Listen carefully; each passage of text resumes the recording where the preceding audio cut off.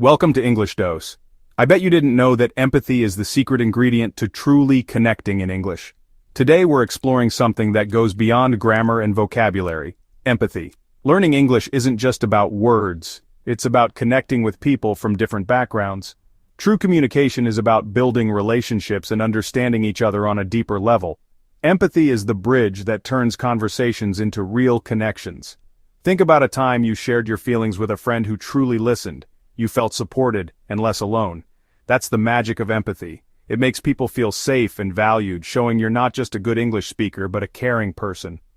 While it's important to focus on correct language, don't forget the emotional side. Empathy helps you use English to speak with kindness and heart. In this guide, we'll explore what empathy is and how to show it in English. We'll look at simple phrases, the power of tone and body language, and common mistakes to avoid. By the end, you'll have practical tools to connect with others in a truly meaningful way. Let's get started. So what is empathy? Simply put, it's understanding and sharing another person's feelings. It's seeing the world through their eyes, not just feeling sorry for them. Empathy means feeling with someone, not just for them. When you show empathy, you're saying, I hear you and your feelings matter. For example, if a friend says, I didn't get the job I wanted, an empathetic response is, that must be so disappointing, I know how much you wanted it. You're not just offering sympathy, you're connecting with their specific experience. Or if a coworker says, I'm nervous about my presentation, you might say, I can imagine you feel that way. Presentations can be stressful. This names and normalizes their feelings, building trust. Empathy is about listening, paying attention to words, tone, and body language. You don't need to have the same experience, just be willing to imagine what it's like. Compassionate listening is the foundation of every empathetic conversation. It's not about having all the answers, but about being present. This willingness to understand is what makes empathy so powerful. Let's see how to use it in real conversations. Let's look at a simple, powerful phrase. That sounds really tough. Use it when someone shares a challenge or difficulty. For example, if a friend says, I have to work every weekend this month, you can respond, wow, that sounds really tough. This validates their struggle without trying to fix it. You're acknowledging their feelings and showing support. Or if a classmate says, I'm having a hard time with the new grammar topic, you can say, oh, that sounds really tough. This opens the door for more conversation and shows you're a safe person to talk to. The beauty of this phrase is its simplicity. You don't need complex words to show you care. You can also say, that sounds really hard, or that sounds so challenging. The key is to listen, understand, and communicate that understanding. This phrase is a building block for empathetic conversations. It creates trust and support. Remember, sometimes just being there and acknowledging someone's struggle is enough. Let's move to another phrase that validates feelings. Another powerful phrase is, I can see why you would feel that way. Use it when someone shares their emotions, whether it's anger, sadness, or frustration. For example, if a friend says, I'm so angry my boss gave the promotion to someone else, you can respond, I can see why you would feel that way, you worked so hard. This shows you understand their perspective and accept their feelings. Even if you wouldn't feel the same, you're validating their emotions. If a roommate is upset about something small, like you using their favorite mug, instead of dismissing it, say, I can see why you would feel that way. I know that mug is special to you. This strengthens your relationship by acknowledging their perspective. You can adjust the phrase, I understand why you're upset, or it makes sense you'd feel frustrated. The key is acceptance, telling them their feelings are valid. When people feel accepted, they're more likely to open up and find solutions. Use this phrase to create a safe space for honest communication. It's essential for healthy relationships. Let's look at more ways to show empathy. Here are two phrases that work well together. I'm so sorry you're going through that, and how are you holding up? Use the first when someone faces a prolonged difficulty like illness or stress. For example, if a friend says, my mom has been sick for months, respond, I'm so sorry you're going through that. This shows compassion and recognizes their ongoing struggle. You're not offering solutions, just your presence and understanding. Follow up with, how are you holding up? This is more caring than a simple how are you. It shows you care about their well-being, not just the situation. This question invites a real answer and deeper conversation. It shifts the focus to their feelings and coping. These phrases together offer both comfort and support. They show you see the person, not just the problem. Use them to let someone know you're truly there for them. Now let's explore phrases that offer comfort and support. 2 more comforting phrases.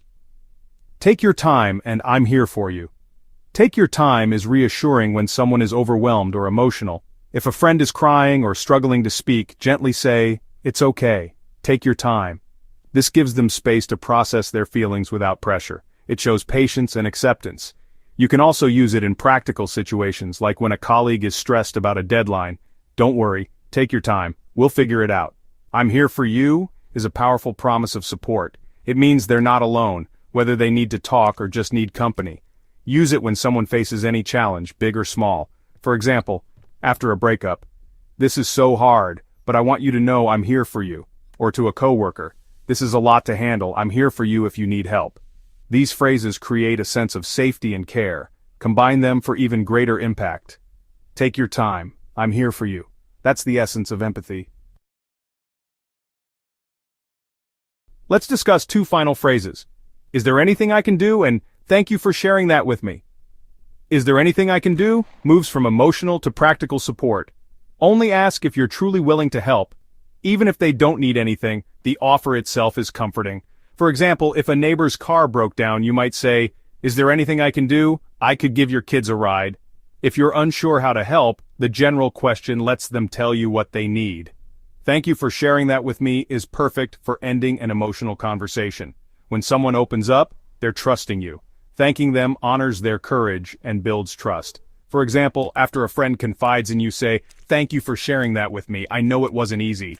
This validates their vulnerability and strengthens your bond. It shows you value their openness. Empathy isn't just about words, it's how you say them.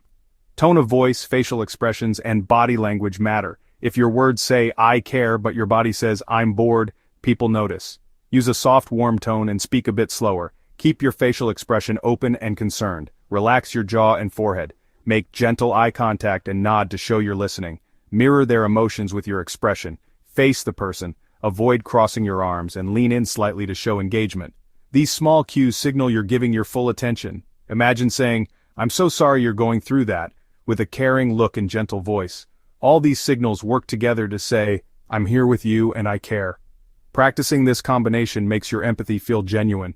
Nonverbal communication can be even more powerful than words. Let's avoid common empathy mistakes. Knowing what not to say is just as important as knowing what to say. One common mistake is trying to fix the problem right away.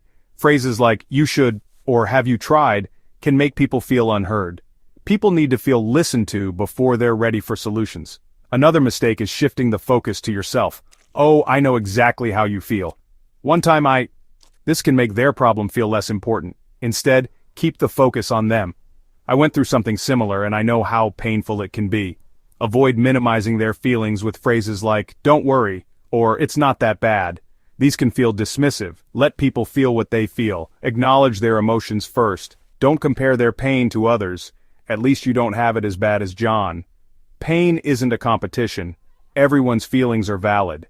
Meet people where they are, and your empathy will be much more effective. Now it's your turn to practice. Reading about empathy is a start, but using it is how you learn. Let's try a few scenarios. If a classmate says, "I studied all week but still failed my test," you might say, "Oh, that sounds really tough. I can see why you'd feel disappointed." If a coworker says, "My baby cried all night, I only got 2 hours of sleep," respond, "I'm so sorry you're going through that. That must be exhausting. How are you holding up today?" You could even offer, "Is there anything I can do? Maybe I can grab you a coffee?" We've explored the power of empathy, understanding and sharing feelings. You've learned simple phrases and the importance of tone and body language. We've covered mistakes to avoid, so your support is always clear. Remember, empathy is a skill that improves with practice. Don't be afraid to make mistakes. Trying is what matters. Listen carefully, use these phrases, and notice how people respond. The more you practice, the more natural it becomes. Using English with empathy will enrich your life and help you build stronger, kinder connections. And if you found this helpful, Don't forget to subscribe to English Dose for more tips and lessons.